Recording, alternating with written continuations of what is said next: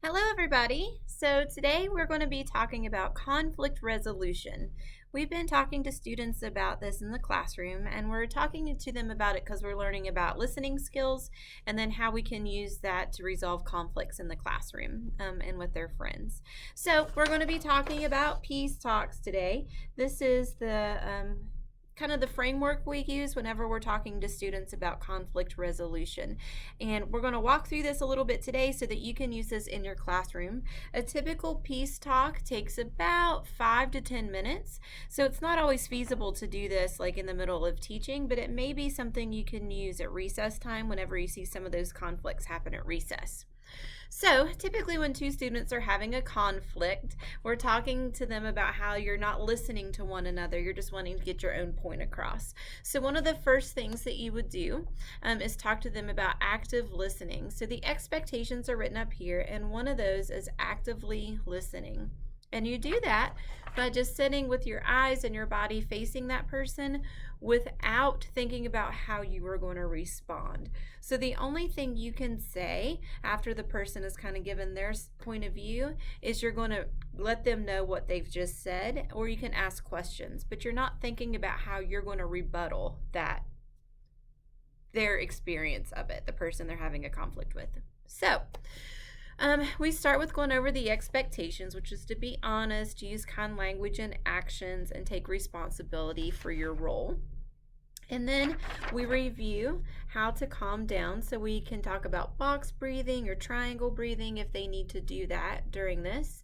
And triangle breathing is just taking 3 breaths in, hold for 3, take 3 breaths out, not breaths, but count to 3. So 1, 2, 3, hold, 1, 2, 3, out, 1, 2, 3. And box breathing is the same, except you do 4. So you breathe in for 4, hold for 4, breathe out for 4, hold for 4. So it's kind of the same thing. But we go over those strategies in case they need to take a minute and take a breath if they're feeling really frustrated. Then we use the I statements. So those are like, how did you feel? Tell me what happened. And you say, I felt this way. I experienced it this way. Not, she said this, she did that. Nope.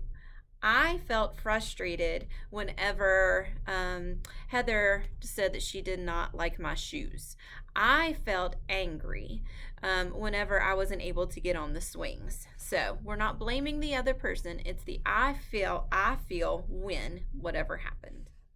So after the first person says their part, the role of the second person is just to kind of restate what the first person said. So they'll say, I heard you say, this is what Heather said.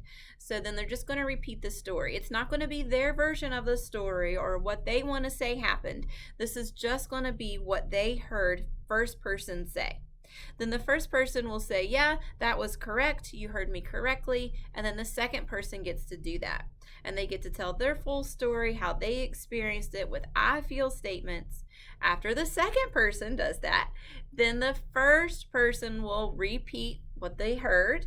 And the second person either gets to say it again if something is incorrect, or they'll say, yep, you got it. That's exactly right. That's exactly how I experienced this. After that happened, both people say how they felt. Then you're going to go to the third step, which is apology and solutions. And we have some sentence stems here that you can use, such as, how can you make it right? So you can use, I am sorry for it. I didn't realize that it made you feel. Next time I can.